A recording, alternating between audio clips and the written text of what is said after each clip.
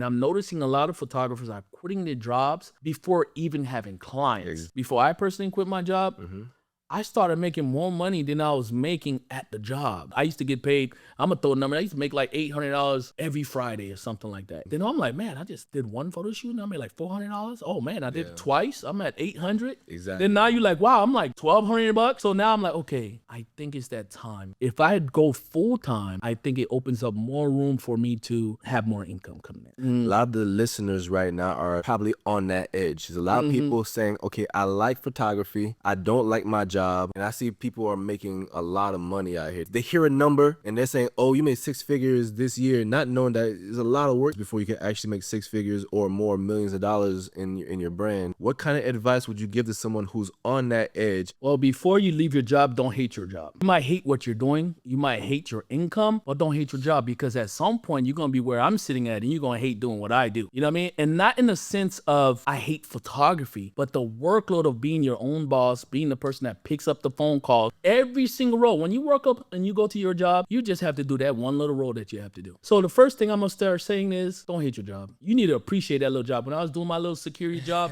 that bought me my little T1I. You know what I mean? Before you leave your job, you gotta have a plan. You gotta be smart. Between 3 to 6 months of rent and whatever you have to do to make sure that you're not struggling once you leave a job can be an emotional decision. You gotta be a strategic decision. If there's strategy associated with how you're gonna leave your job and do it, it's gonna be an easy transition. Don't be emotional. And a lot of times we get emotional, we hate this, and we hear that this person did this person did the work. This other photographer, they did the work and they set up their foundation so they can make a certain amount of money, and you gotta do the work as well.